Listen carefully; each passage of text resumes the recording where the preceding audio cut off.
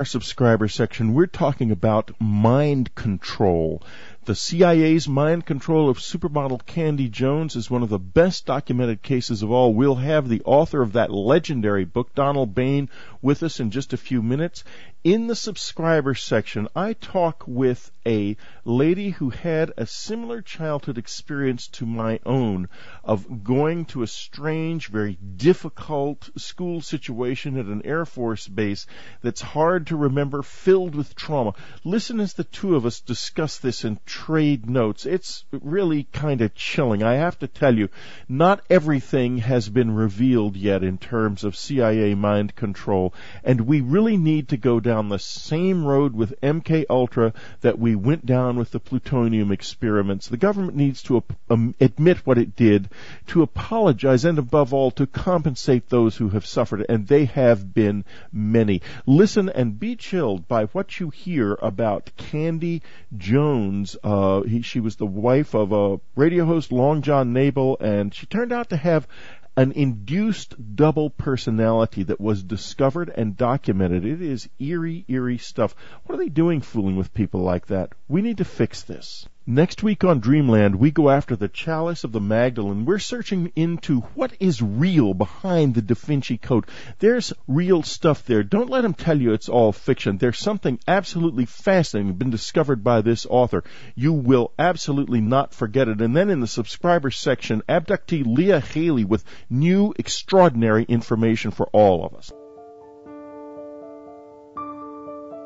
Hi, this is Ann Strieber. I've always been interested in mysterious powers. Some people have figured out how to get lucky. Some have studied with Native American shamans. Some know how to read auras. And others have finally figured out how to lose weight. I'm going to talk with some of these miracle workers on my new show, Mysterious Powers, now on unknowncountry.com and available as a download for subscribers. This week on Mysterious Powers, a hard-nosed reporter sets out to debunk Marian visions and, well, gets a surprise. Don Bain did something incredible. Don Bain wrote a book back in 1976 called The Control of Candy Jones. Now it's back from Barricade Books, the CIA's control of Candy Jones. It was important then, and it's more important than ever now, because the latest release of CIA documents, which unknowncountries.com subscribers will be able to access in full on the website, that release of documents includes evidence that in the MK Ultra mind control program, the CIA even used children. Now, Candy was no child. She was America's leading model, but boy, do we have a story to tell you today. Let me just tell you a little bit about Don. 80 books he has published: murder mysteries, comedies, investigative biographies, westerns, lifestyle guides. His autobiography, Every Midget Has an Uncle Sam Costume, has recently been published also by Barricade Books. Don has been doing this for a long, long time, a true expert when it comes to investigation, and this book reflects it. Welcome to the program. Well, thank you so much. I'm delighted to be here. Well, it's a delight to have you in a way. I wish that we were talking about something more less disturbing than a Central Intelligence Agency run amok. But that is what we're talking about. Tell us a little bit about who Candy Jones was. Candy Jones was arguably the most famous model during the 40s, 50s, into the 60s. She was a favored pinup along with Betty Grable in the South Pacific during World War II. She was in 1 month she was on 11 magazine covers in a single month. She married Harry Conover of the Conover Modeling Agency, whose partner, by the way, was Gerald Ford, who was a male model in New York, and then he left and became president. She was a very high-profile lady with a couple of unique characteristics. Well, maybe one wasn't. She was terribly patriotic, which was good. On the other hand, she was a kind of a freakish, hypnotic subject.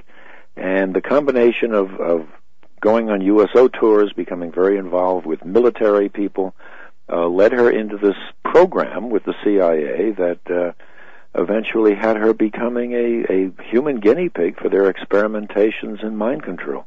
Now, tell us a little bit more about this unique hypnotizability issue here.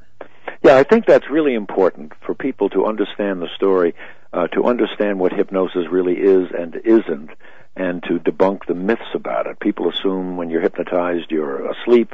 Well, the opposite is true. When you're hypnotized, you have an intense focus of concentration, which is why it's useful in medical situations, helping to stop smoking and overeating and so on. It's also, people assume that the hypnotist is the Svengali, has this power over you. That's not true either. All a hypnotist does is lead you into your own natural trance capacity. Now, we are all born hardwired with a certain trance capacity. And Dr. Herbert Spiegel, who was arguably the leading expert on medical hypnosis, developed what's called the hypnotic induction profile, HIP.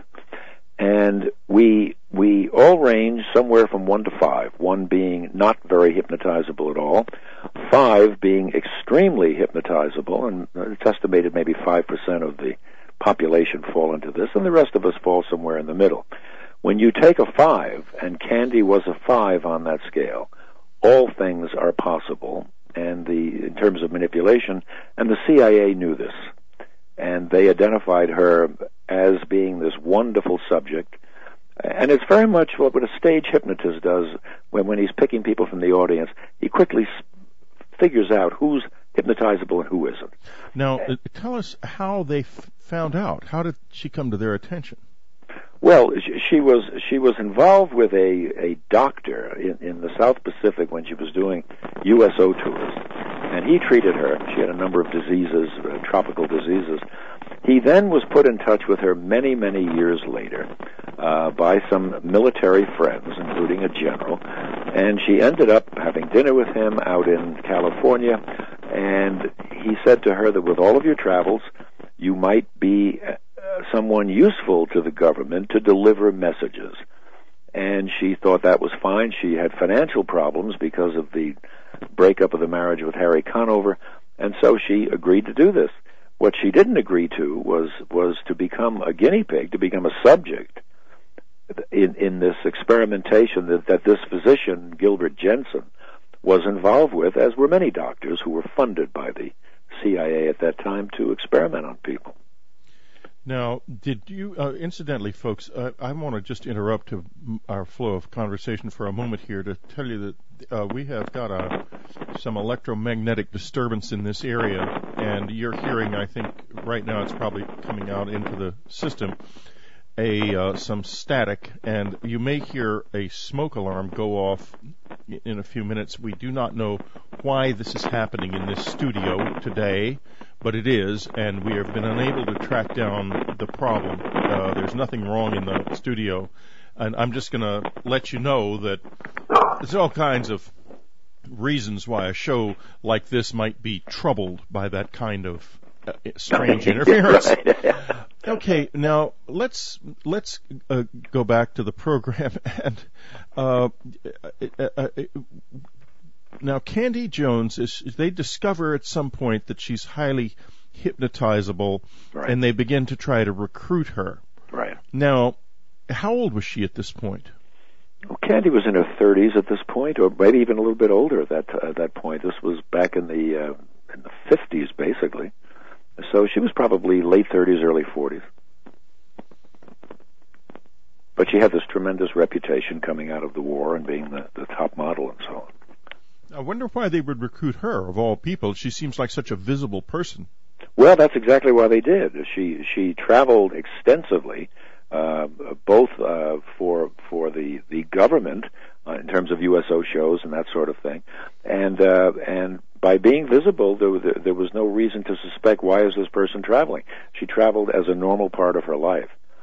So I think she was kind of an obvious choice. Plus, she had made her intense patriotism known to people she met along the way, and I think they just felt that she was a natural. No, yeah, the ideal cover, a traveler who's also a public person and exactly out and now tell us a little bit now, as a public person, it's a little hard to see how she could have could have sort of changed roles, could she? Or did she? Well, I'm sorry. No, go ahead. No, it's just that what they did once they started hypnotizing her as part of the program, they realized that she was, which is not unusual for a good subject, a multiple personality. And I know there's a lot of controversy about that as well. But she did have a second personality named Arlene Grant. And part of the hypnotic programming was to make Arlene a much more prominent figure, so that when Candy traveled, Arlene was basically carrying the message. Arlene was the messenger. And this also was very beneficial to them because Candy didn't know anything. It was this other person, Arlene, who someone who knew on the other end could bring out, and Arlene would basically deliver what she was supposed to deliver. You know, it was all based on a thesis by G.H. Estabrooks at Colgate, who did a tremendous amount of experimentation, and I suspect with some government support, on how to create the perfect messenger. That if you can take a subject like Candy, a 5 on the scale, you give her a message, you lock it into, you embed it in her, she will not even remember that message unless she is met by someone else on the other end who knows what to say to her. So if she's intercepted by the enemy, she can't possibly tell them anything. They can torture her to death because she doesn't know consciously. And this was the whole experimentation that they were trying to develop based on Estabrooks' theories. This is Whitley Strieber. It's Dreamland. We'll be right back.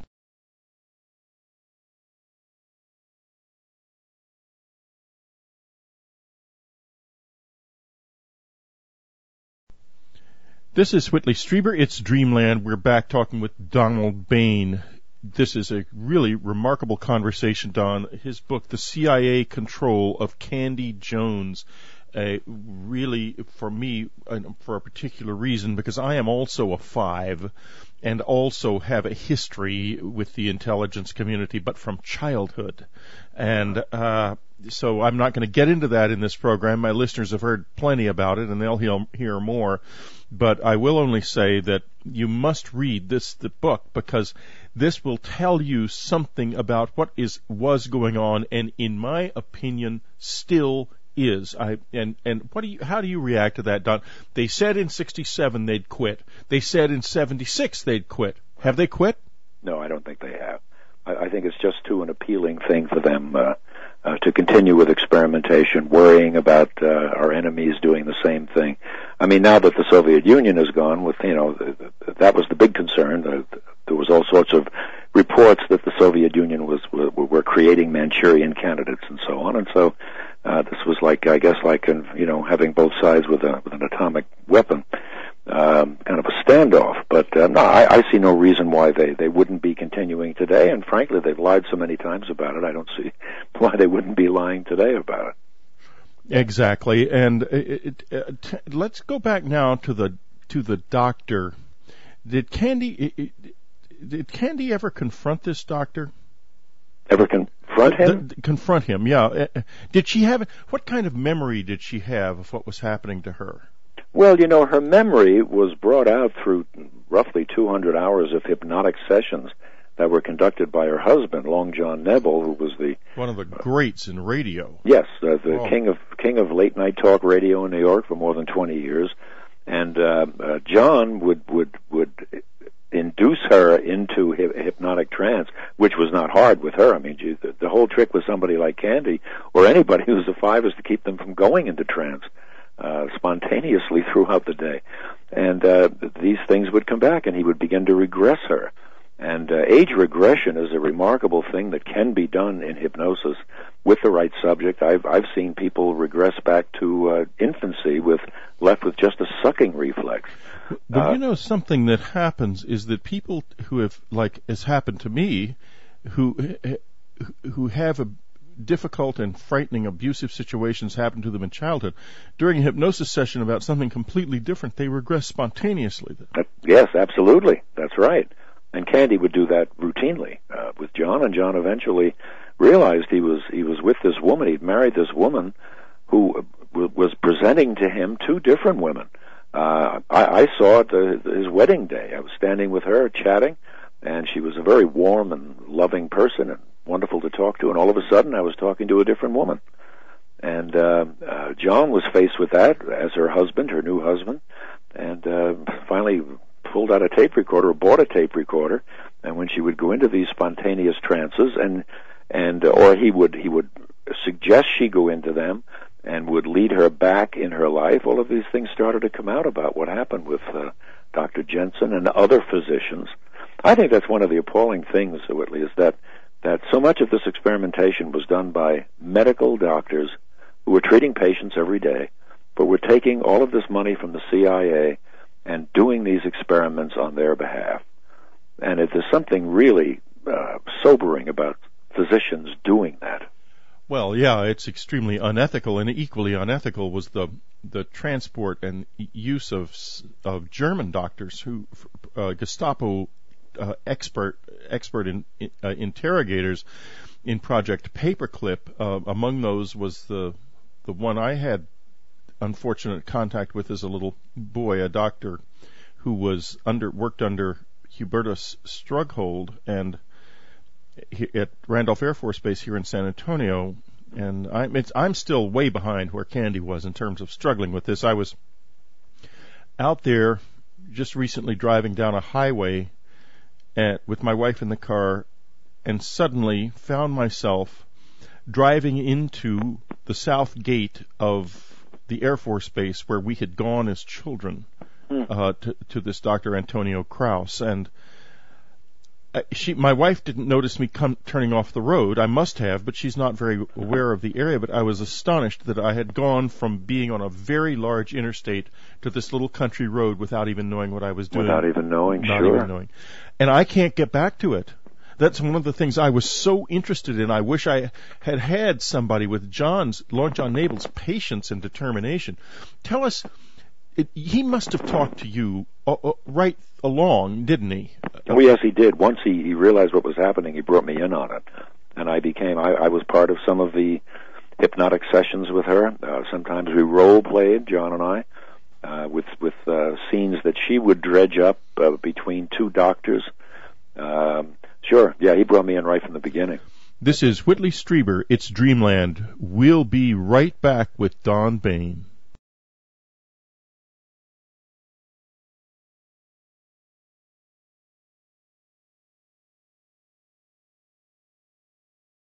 This is Whitley Strieber, It's Dreamland. We're talking to Donald Bain, the author of The CIA's Control of Candy Jones. Don had an up-close and personal look at the process of finding out from Candy's unconscious mind what was really going on. And Don, what's so interesting about this is that I know there are words that I will respond to, but I just can't remember what they are. Mm-hmm.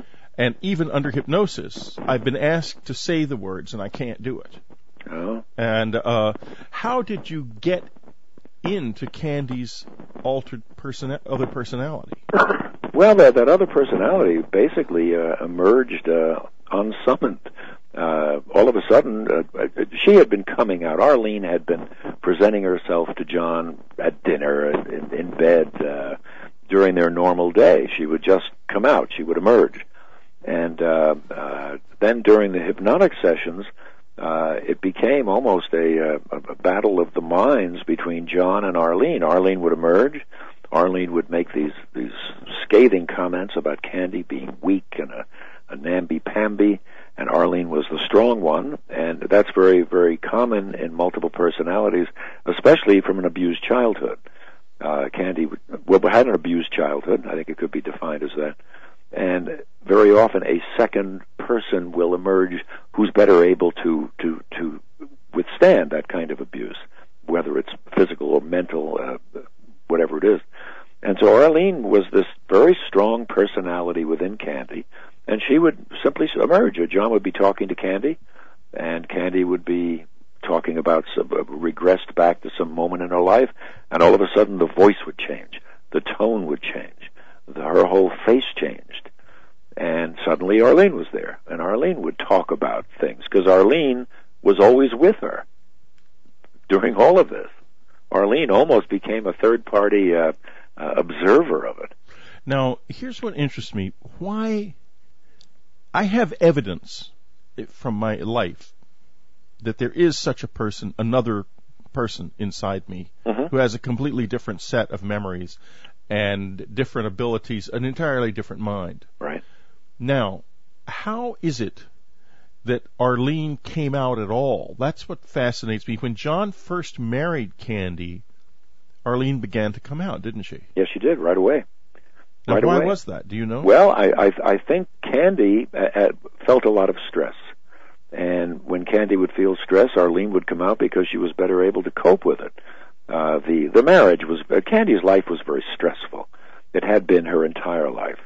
And I know at the wedding, for instance, there were maybe 60 of us there, friends, and Candy and her mother were the only two people there from her side.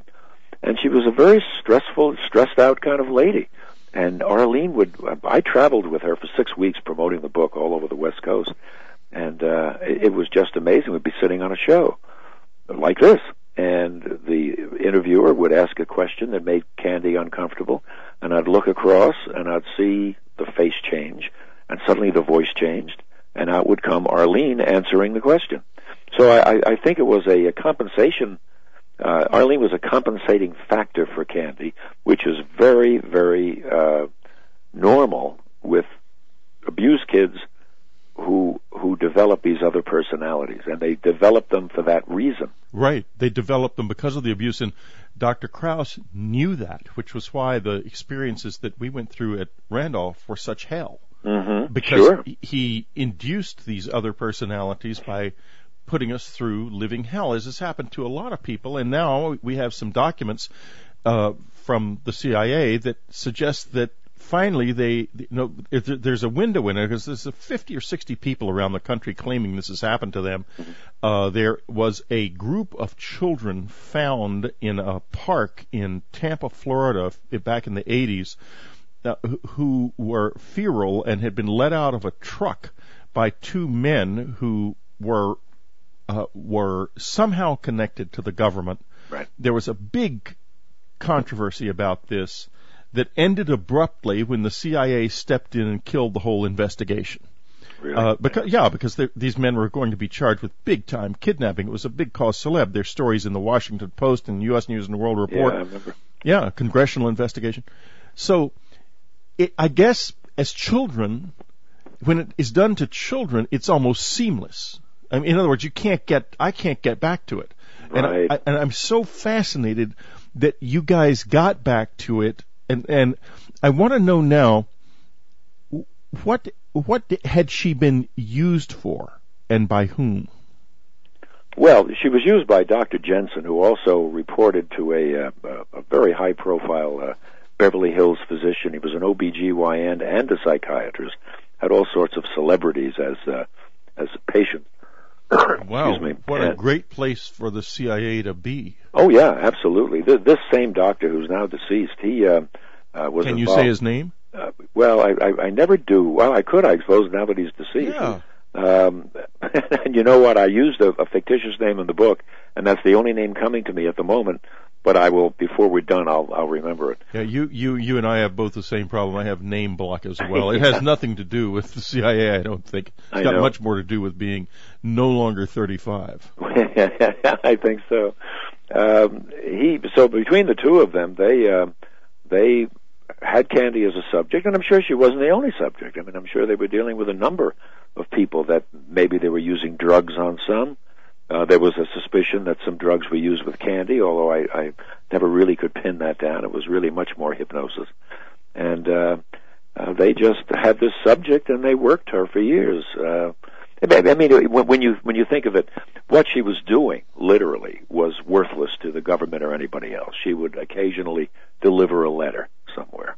Right. You know, so, I mean, national security wasn't at stake here. But it was to prove that you could create this person who could bring that letter, or could bring a message embedded in her subconscious, and not reveal it to anybody unless the right person said the right thing on the other end. Or do worse. And that gets me to some of the things that you allude to in the book. about the mind control surrounding some assassins and so on and so forth. Do you want to get into that a little bit? In terms of assassins? Yeah, like the Kennedy assassination, for example. Sure, absolutely. Well, you go back to Oswald. Oswald went through the Behavior Modification Institute in the Soviet Union 2 months before he came and killed Kennedy. Right. James Earl Ray, we know, was hypnotized in Los Angeles, I suspect by the same doctor, just before he killed Martin Luther King.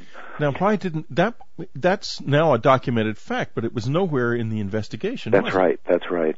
No one who does these investigations, these government committees or commissions, wants anybody to know anything about this. What's very interesting about hypnosis, the old high school thing where the guy says, gee, if I learn hypnosis, I can get the girl in the next desk to take her clothes off, right? Well, with hypnosis, even with a good subject, you can't simply tell that person, take your clothes off, because it goes against moral values and so on. But you can change the visual, and you can convince that person, a good subject, that she's alone in a room, it's becoming stifling hot, and she'll be more comfortable if she takes off her clothes.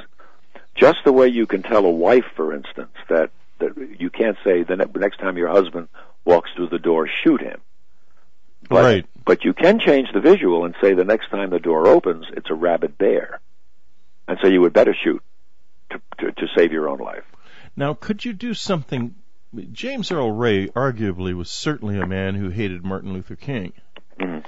Could you use hypnosis to change a man who already wanted to do something like that into an actor, to someone who would do it? Oh, yes, absolutely. I'm convinced, and it's funny, I had a lot of information about this that I couldn't use in the book with real names because I just couldn't get it past the lawyers. I'm convinced that Sirhan was programmed by the same doctor. I'm convinced this doctor, in fact, I know this doctor, found Sirhan with other people at a racetrack, a training facility, brought him back to the house, and it's been established by Herbert Spiegel and another psychiatrist that Sirhan is a 5, and I'm convinced that Sirhan was programmed to kill Robert Kennedy, and what they tapped into was not only his inherent hardwired hypnotizability, they tapped into his Palestinian background. And his hate, yeah. And Kennedy's, support of Israel and so on. So it was very easy to manipulate him, very easy. And to wipe from his memory the fact that he was manipulated. It's absolutely terrifying. It is. It sure is. Especially in a case you're talking to somebody who's actually struggling with this now. And I don't think that I did it. I don't know what I did exactly connected with this in terms of intelligence work. Apparently nothing. I can't remember anything at all, not even a snatch of anything. But I had a friend who recruited for the CIA. We both did this together when we were at the university, and a rather famous man came and had lunch, took me to lunch after I had applied, and said to me, "You do not proceed with this. You will be killed. Really? You will not live if you join the CIA." So I told my friend Wilfred about this, and he sort of laughed it off, and he joined. He was in it for about 10 years. Mm-hmm. He retired, and he was killed. Really? Yep. Wow. And I'll tell you another case. A gentleman I knew back then was an extraordinary genius with codes. An absolute genius with codes. I didn't see the guy for 30 years. Then I came across him in a diner here in San Antonio, Texas at Thanksgiving about 4 or 5 years ago, day after Thanksgiving. I sat down with my wife and son, and suddenly he appears and he sits down beside us. Remembers the school days perfectly, but his short-term memory was so screwed up that he couldn't even remember if we ordered 3 seconds after the waitress came. And he was talking about being lobotomized by the CIA, and this was the only way he was allowed to live. And when you think about it, a guy who is in code work with no short-term memory is like out of business. Isn't he, of course? That's right. And apparently somebody did that to him in order to let him live after he left the organization. Yeah. Now this kind of thing, we have a right to understand what happens to people like that and what happened to somebody like Candy. And this doctor, embedded in the celebrity community, the perfect place. God knows what other celebrities could be involved. Absolutely. Even to this day. That's absolutely. You remember Freddie Prinze? Yeah. Freddie Prinze, whose mother was going to testify at a congressional hearing about something. I forget what it was. Freddie Prinze was in Los Angeles, threatening suicide. He had a gun. He was with his girlfriend in the apartment. He had seen this doctor previously, the psychiatrist, GYN guy, and the girlfriend called in a panic. They took Prinze to this doctor's Beverly Hills home, where he took the gun away from Prinze, sent the girlfriend away, and suggested Prinze stay overnight. Prinze stayed overnight. The next morning, unbelievably, the psychiatrist hands Prinze back the gun, and Prinze leaves and kills himself. And, I mean, talk about, malpractice in terms of handing a gun back, yeah. But you just wonder what happened overnight with Freddie Prinze. Of course, you wonder.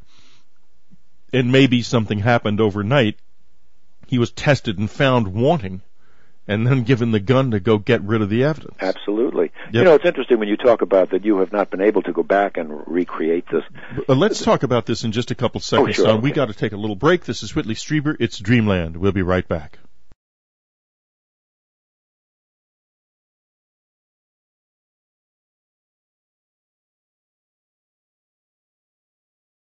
This is Whitley Strieber. It's Dreamland. We're back talking to Donald Bain. The CIA's control of Candy Jones. Well, I don't need to tell you why this is so important. It's terribly important because your freedom and mine, our freedom, depend on getting to the bottom of this kind of thing.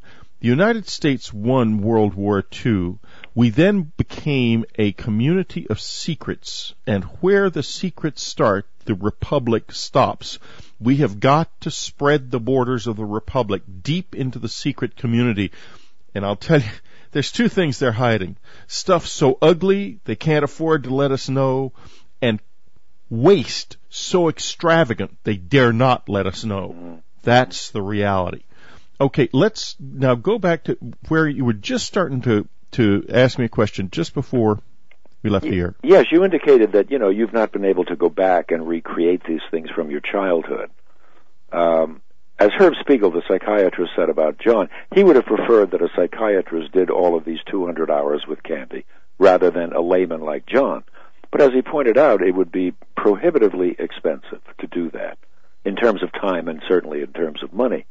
So the advantage here was that Candy had a husband who was very well versed in hypnosis and who was working with people like Dr. Spiegel and other physicians who were advising him, who were looking at what he did, who looked at the results of it, and, said he was doing the right thing. But unless you had a loving spouse, let's say, or someone who every night is with you, and you suddenly you go into this other person, or you start regressing back, and somebody who can then follow up and ask questions and have the tape recorder going, it's never going to come out, Exactly. It'll never come out. And I think in the case of people who have this done to them as children, it may be that unless they develop a drug that enables the mind to open, it'll never come out with them. Yeah. Unless it happens to be somebody who knows how to open the door. Exactly. So let's go back now. We were talking a little bit about the assassins, and recently there's been a lot of controversy about Lyndon Johnson and whether or not he had anything to do with the death of Kennedy. Right. Something I don't think. I can see where that might be something that people might conclude, because there was a lot of fear among the Democrats in Texas about Kennedy coming to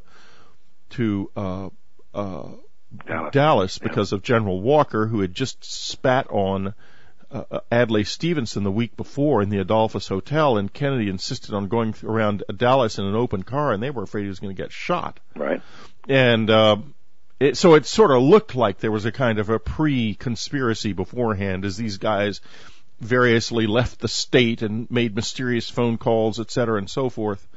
But then afterwards there was a wave of death among all witnesses, beginning with Dorothy Kilgallen. Yes, that's right. And I just, in reading the book and in knowing your background and all the different corners of the world that you have gone into and your knowledge of this subject, I want to digress a little bit and see if you have any theories about what might have been going on there.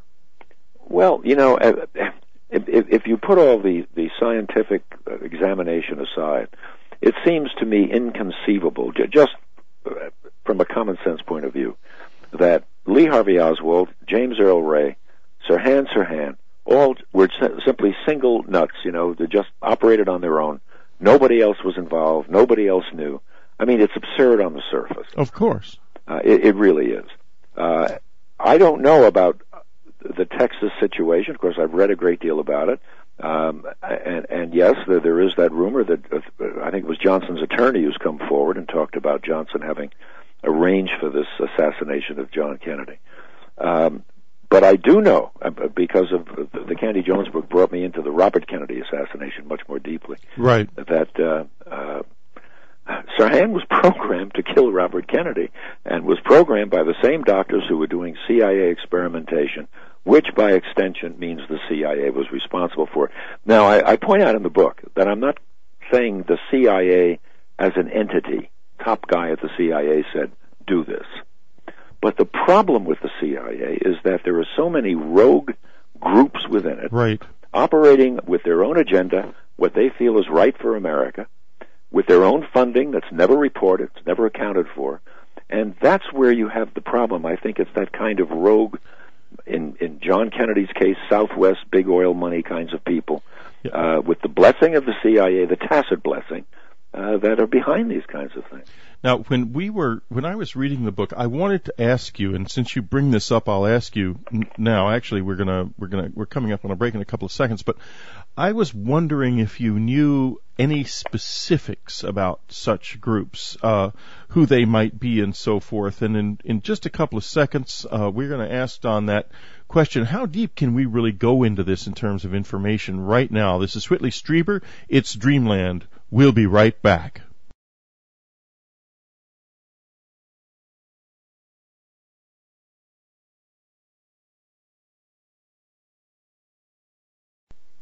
This is Whitley Strieber. It's Dreamland. We're back. We're talking to Donald Bain, the CIA's control of Candy Jones from Barricade Books. Education is everything. Knowledge is freedom. You've got to get this, and you've got to gain knowledge. Otherwise, you will not be able to become free of this thing that lies over our republic like a great big lead weight. It started during the Cold War. The Cold War is over, but it continues on like a snake you can't kill just by cutting off its head. Okay, now, what about these groups, these sort of ad hoc groups that form within the CIA, wall themselves off behind a screen of need to know and operate on their own? How deeply ingrained are there, and how many are there now? Do you have any sense of that? Well, no, I don't, but I did spend time with a bagman for a group like that, who basically was carrying cash. Through the research into the Candy Jones book, I learned that the funding for these doctors, they weren't getting a check from the Central Intelligence Agency. They were getting cash money through, and I don't know the names of the people in this group. I just know that there was a group that was funding this kind of experimentation out on the West Coast.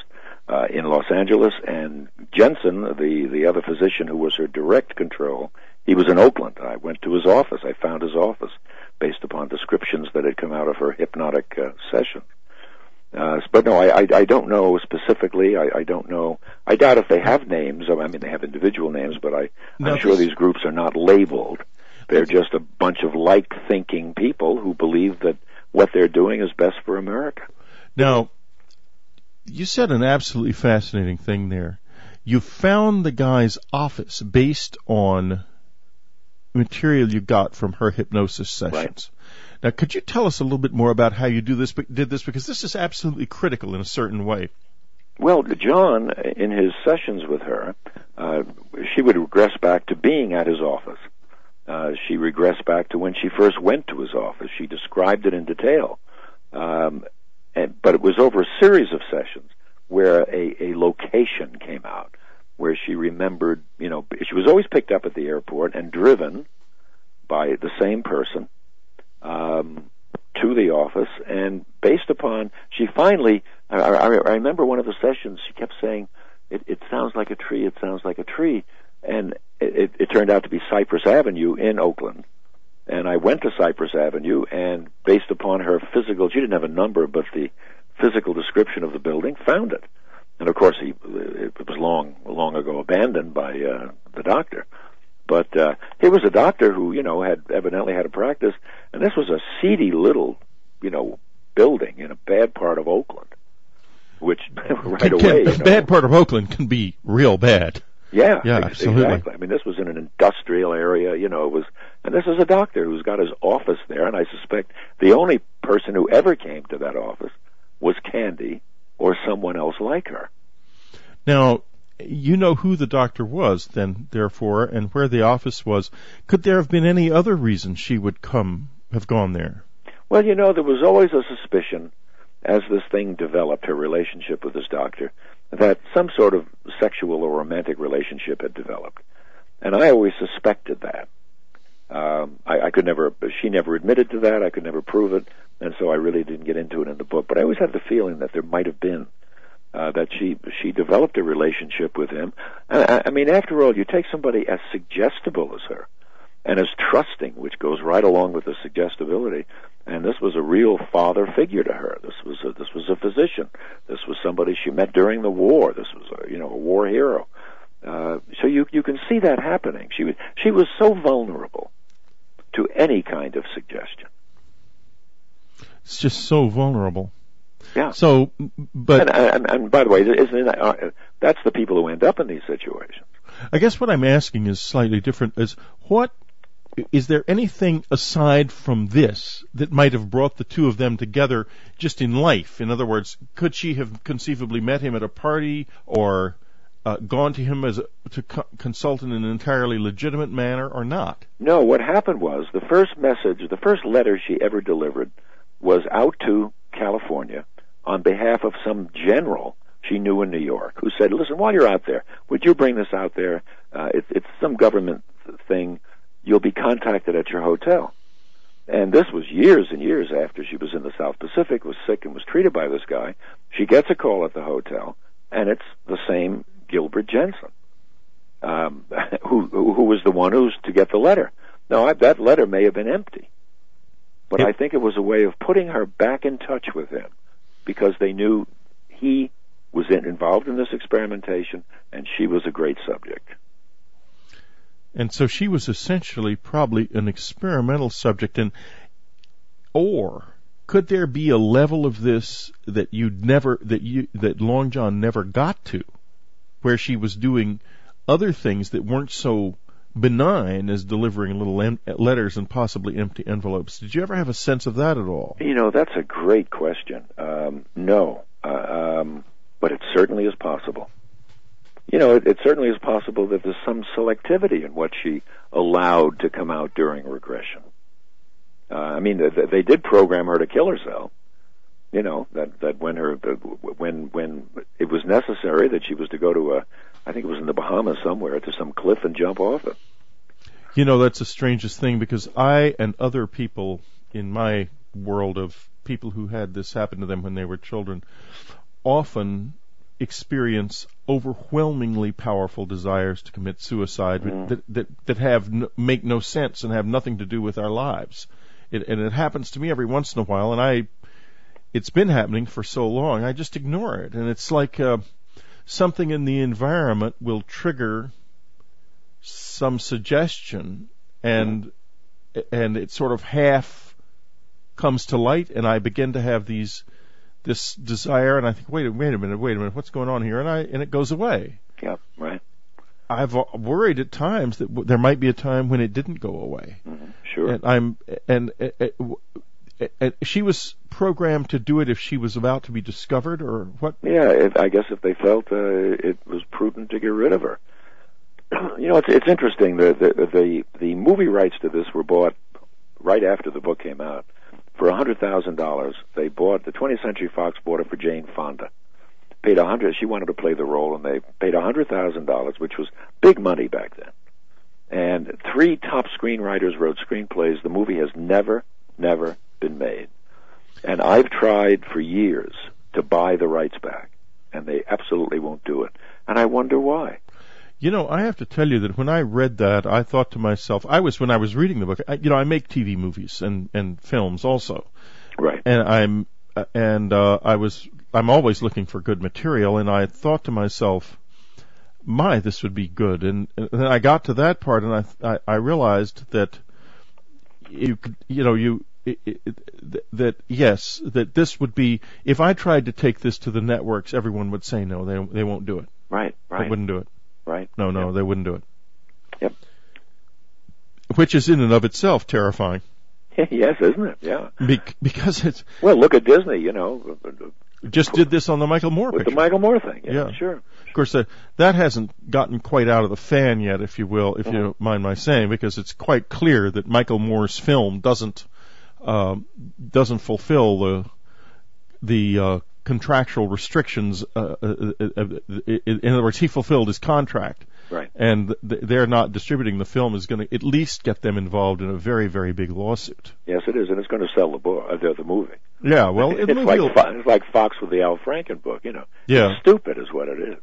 Well, Eisner is no genius. It's quite clear. He's practically run that company into the ground. Yep. Well, this is so.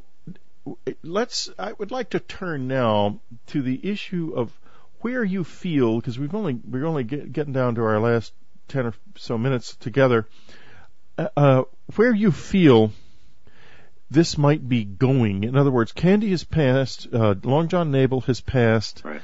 But have they passed, or has a torch been passed to a new generation of people like this, maybe who are not experiments, but who are actively involved in doing things like the things that you think that Ciron may have done, and I would agree, and James Earl Ray, possibly Oswald. Right. Are there more of those people out there now? I again, from a common sense point of view, Whitley, I'd have to assume yes. I don't know. I don't know one. I can't point to one, but I have to assume that they're out there.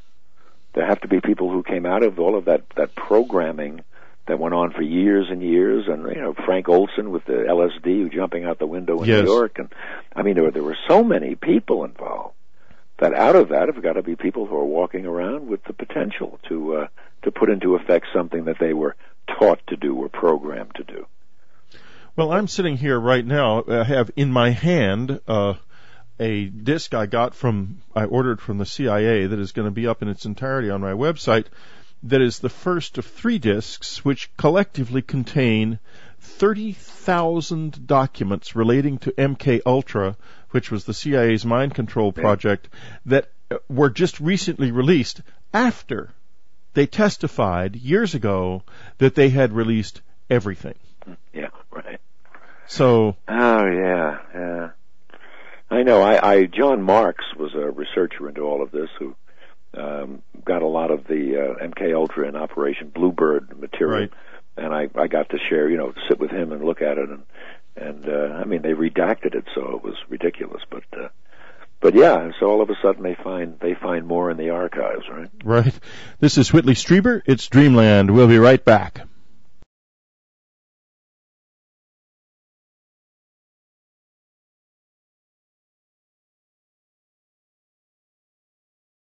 This is Whitley Strieber. It's Dreamland. We are talking to Donald Bain, the CIA's control of Candy Jones from Barricade Books. Do not miss this. This will get you into a very important mindset. That is a mindset of understanding what it means to say where the secrets start, our freedom stops. There are people behind the wall of classification who can do anything, essentially anything. That should not and must not be. You made reference, Don, just before we left the air, to Project Bluebird. Mm-hmm. Could you tell us a little bit more about that? Well, it was just another program like MK Ultra They just had a separate group of people doing separate experimentation, and they gave it, as they love to do in Washington, that code word. Right. And it was just another MK Ultra, really, with a number of subjects and using drugs and using hypnosis. And it's also ended or officially ended? Or? Well, they say it. Yes, they say everything ended, and that particular one may have. I don't know. Yeah, I just don't believe that all of the work that was done and everything that was built from the past was simply ignored and dropped and no longer is being examined. Did Candy ever come to her peace with this? Never. Nor did John. No. Yeah, it really was a love story. But when in fact, to Hollywood, when we talk about it out there, and of course it never got made, we talked about it as a love story. This was a husband desperately trying to save his wife, and it's unfortunate because a lot of people will dismiss this, say, well, it's just another Manchurian Candidate. It's a bit of fiction, but it's not. It's real. Well, see, I know it's real. I know it's real because of my own life. And right. I'm in a different position from most people who interview you because they're interviewing you from the standpoint of being entirely external to this. This is deeply involved in my personal existence. I am struggling with the same things she struggled with. Right. That's why I read every word of those hypnotic regressions that Long John did with her in hopes of finding some clue that might help me with my own. Right. I didn't, but I am just, and I've been poring over these MK Ultra documents by the hour for the same thing. Could there be some clue somewhere in here that would unlock this in me and let me know finally and once and for all what did happen, how much of a part of my life was it, if at all? Because I know my parents, what happened to me, I don't want to go on about my own story, it's ridiculous, but my immune system shut down at the age of 7 because of the stress of this. And my parents got me out of it through the intervention of then Senator Lyndon Johnson, which took some doing, but they did get me out of it. By the time I was 9, I was no longer in it. But it was horrendous, and my heart goes out to both to her and to her husband and to Long John, because he's an extraordinary, abrasive, difficult man. Right. But he comes across in here as being incredibly faithful, a really good man. Mm-hmm. Yes. And you knew him well, and that is what he was really like in person, wasn't it? Oh, absolutely, yeah. John was a difficult man in a lot of ways, but he was a very dear friend. And when it came to this thing with Candy, he was devastated. He had finally, met the woman that he was going to be with the rest of his life, and boom, from day one, things started happening. And I was there to witness some of it right away. It's frightening. Yeah, it's absolutely frightening. It's an absolutely frightening and fascinating story, and we have come to just about to the end of our time together. You have a last message. We've got about a minute left. I just hope that people will read it with an open mind and understand that this is all very possible because of, and the book, as you know, is filled with explanations of hypnosis, how it works. Right. And when you take a subject who's a 5 like Candy Jones, anything is possible. And you add to that the ability to regress her back and to start putting the pieces together, and you realize that this is true. This happened to her. There may be some gaps. Did she have a relationship, some sort of a sexual relationship she entered into? I don't know. But the fact is that this occurred. And I just hope people will realize it did occur, not only with her, but with you and with all kinds of people. All kinds of people. And what about those kids that they found in Tampa? Yeah. The others like them. These kids were apparently sold into this by their parents. Yeah, boy. The state of Florida and Washington, D.C. eventually returned the children to their parents. But how many other kids, and where do they go? Yeah, right. Where do they go? It's a really scary business. Well, I think that you're giving this exposure is so wonderful and so necessary. Well, I sure hope so. And a wonderful and necessary book, The CIA's Control of Candy Jones by Donald Bain. Get into this. You will see something here, a shadow over your life that must be lifted if you're to be truly free. This is Whitley Strieber. It's Dreamland. Linda Moulton Howell. Be up next.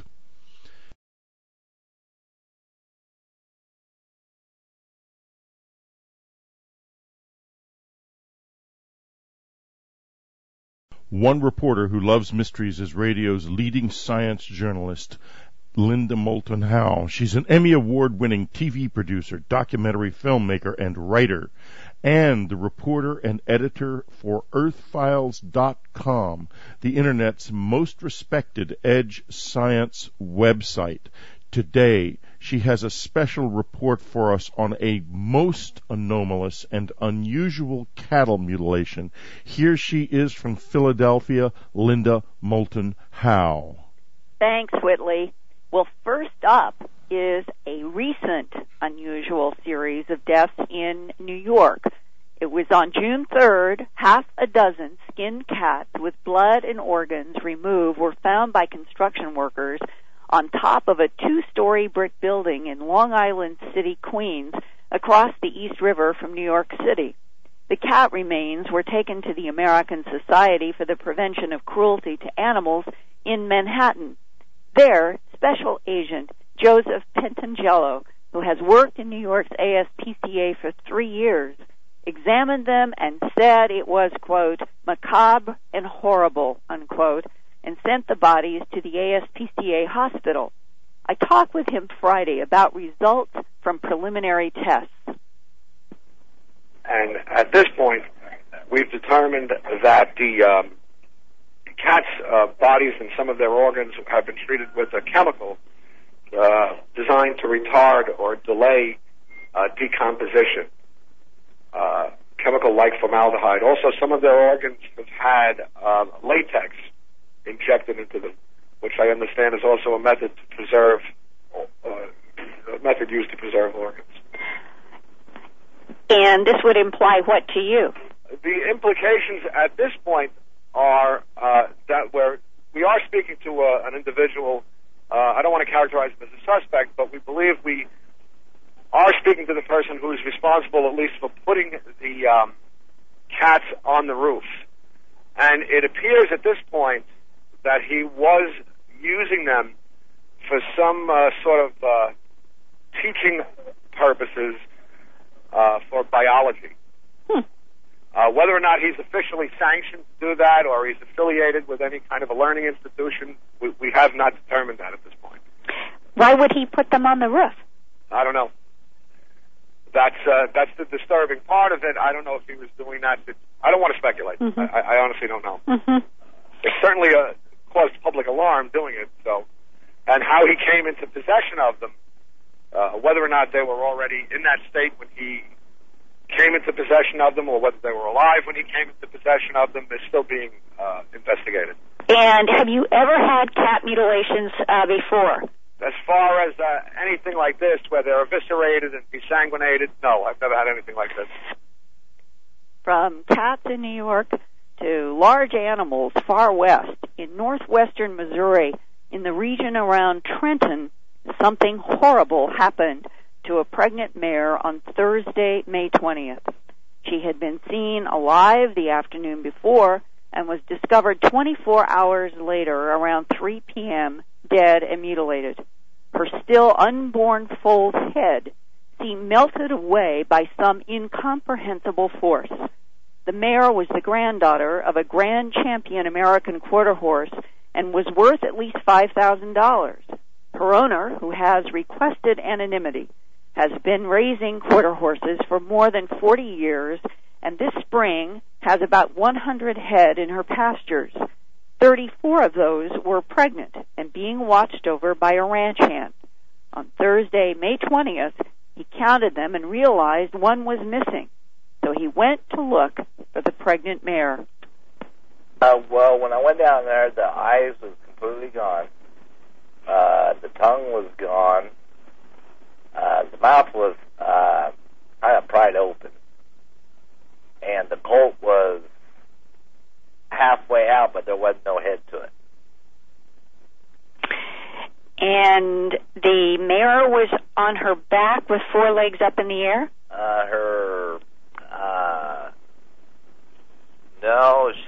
She was on her back, but one leg was laying on the ground and her other 3 was up in the air. Okay. And the the foal, could you describe which legs and what was still inside of the mare and the condition of the head and stuff in more detail? The head on the colt was completely gone. There wasn't no head. Were you looking at a bone, neck bone, or what? Yeah, there wasn't. It was just the shoulders is all you could see.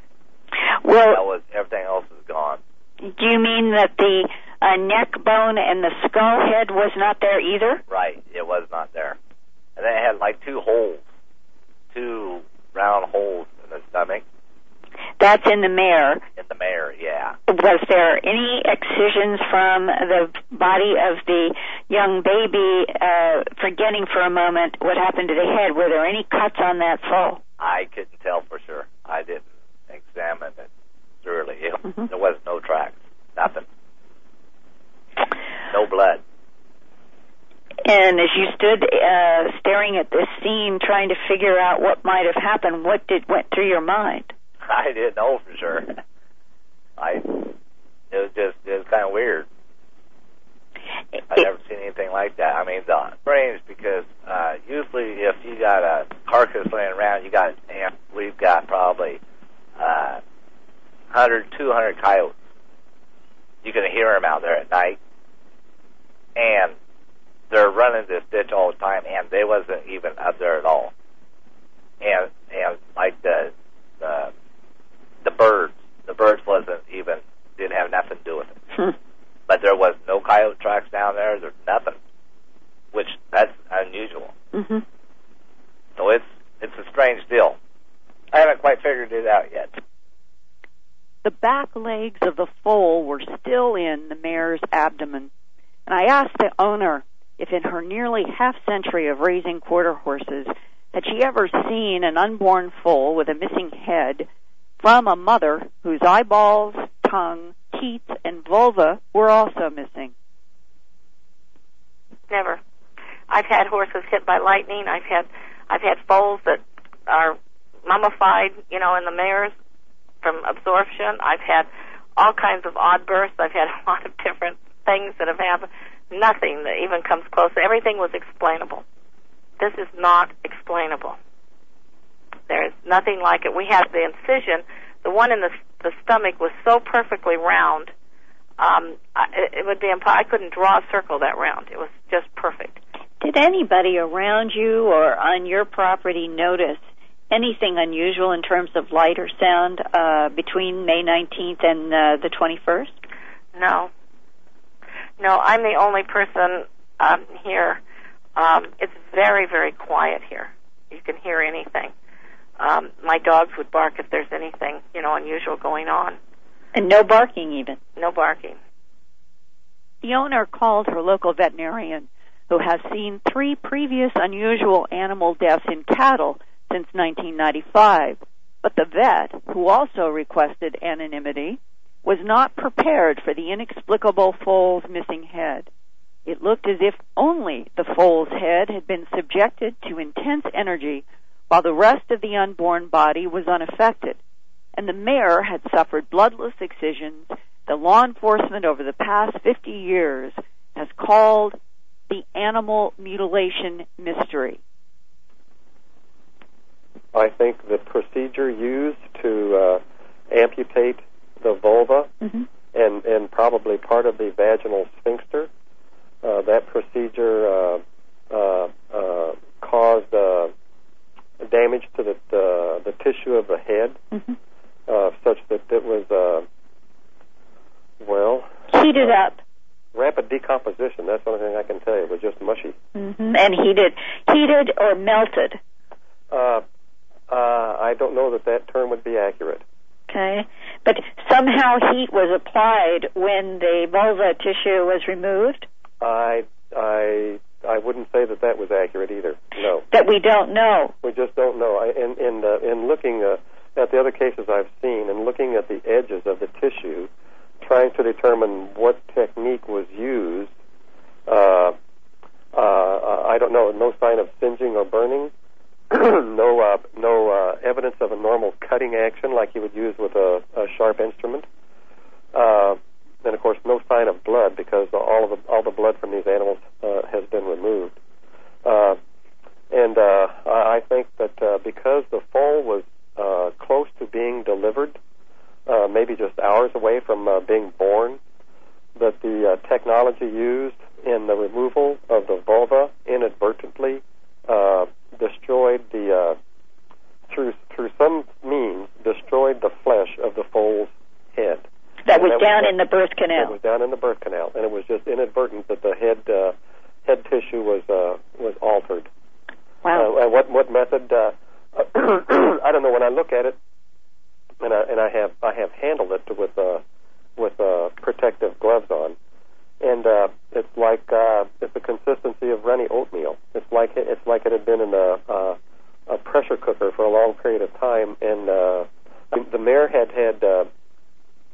well, let's put it this way: both eyeballs were missing. The tongue was missing, clear back to its attachment, back in the base of the throat. The udder had been removed. The vulva and vaginal sphincter had been removed, and there was a small incision had been made on the midline of the abdomen. One that in looking at my first impression when I had seen this the same incision made on a 650-pound heifer. In fact, the first animal that I had witnessed as a mutilation. Right, having gone through this, and the first thing that came to my mind was that this was what I would call a spay cut, S-P-A-Y, a spay cut, and it's the positioning of an incision that you would make to perform a hysterectomy, and the location of that is critical so that you can exteriorize the entirety of the ovaries and the uterus for excision. And were you able to confirm in that other case that a hysterectomy had actually been done? Yes. But you were able to confirm that the mare had been exsanguinated, all blood taken out of the muscle tissue? Yes. And it was pale pink white? Yes. That's unusual in and of itself, isn't it? Very unusual, but it's been the case with the four that I have seen. The technique used on these animals is very exquisite. Mm-hmm. Something that I don't know we have the technology to duplicate. So using mutilation really is a very inaccurate term and does disjustice because people hear that and then they think weirdos or cult people. But these things that happen are not things that humans can duplicate. Why are you and other veterinarians reluctant to speak on the record? Because of the highly unusual nature of what takes place, the fact that it's a secretive occurrence, and when you consider the possibilities after a logical evaluation of what evidence you do have, the choices on who's responsible are narrow and disturbing. And here are the two most logical possibilities: that we have alien beings and spacecraft that are coming here from somewhere else, or we have demonic beings that are already here and have been here since the beginning. This is Whitley Strieber. It's Dreamland. We'll return to Linda Moulton Howe in just a moment. This is Whitley Strieber. It's Dreamland. Let's go back to Linda Moulton Howe's science report. A professional veterinarian doesn't want to get near that kind of subject matter because it could jeopardize your career? Well, maybe not so much your career, but it could your business. Well, that would be your career. Yeah, you'd have to go somewhere else. I recently went to a conference, which I had an opportunity. There were many veterinarians there, and I took kind of a little private survey. And even then, you had to be careful how you approach somebody and inquired whether or not they had had any experience with this. And there were several. I would say that the majority of small-town country veterinarians, those who do rural food animal practice, have had personal experience with these things. Mm-hmm. Most of them don't talk to anybody, not even their wives, about it. And they don't because they are afraid what will happen. I suppose it's the unknown. Probably more than worries about ridicule is because it's the unknown. Fear, I don't know if it's really a fear factor, but I know that it occurs an awful lot. But you don't want to go on the record with your name and location. Not at this point, no. And that's what I'm trying to get at, is you're among most veterinarians make the same decision, and I'm trying to understand why, if this is an ongoing intrusion on our planet. They can't prove anything. They have, even the most thorough of autopsies and investigations haven't provided any answers. Meaning you can say that excisions were done in some cases with high heat, but you can't prove what the instrument was or who operated the instrument. Right, or why. In my first book, An Alien Harvest, that came out in 1989, there was a case that reminded me a little bit of this current Missouri case, and this goes back to March 10th, 1989, and in Hope, Arkansas, on the L.C. Wyatt farm, there were 5 cattle found in a straight line. The first impression at the scene and the photographs taken by the local newspaper were that the animals had been dropped dead in their tracks, as the editor of the newspaper said.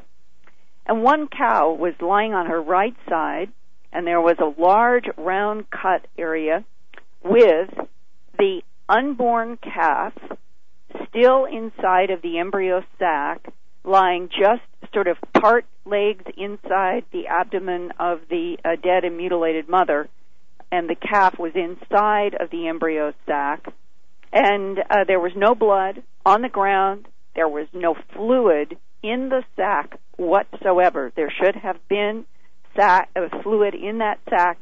There should have been a tremendous amount of fluid coming from the pregnant cow, and yet everything was dry, and these perfect excisions. The cow belly had been cut 18 inches by 22 inches with something that definitely caused some kind of hot cautery, because we were able to get tissue from that animal and have it examined by a pathologist, hematologist, John C. Altshuler, who was working with me at the time. Has now passed on, but he was instrumental in doing a lot of work on this Hope, Arkansas case, and was able to confirm that the tissue had been cut on that pregnant cow with something hot enough to cook the collagen and to have caused what he said was some kind of cautery of the capillaries in the veins so that there was no bleeding. Now, in the current Missouri case of 2004, the veterinarian said that upon examination that he was looking at muscle tissue in which there had even been hemoglobin removed from the capillaries. And that is exsanguination at a level, the removal of blood, that is highly unusual. You can get blood out of the veins and out of the arteries, but to get blood out of the capillary system is a whole other order of complexity. Very weird case, Linda, and a first, a veterinarian, if anonymously, at last, admitting the truth. Extraordinary report. Thanks so much.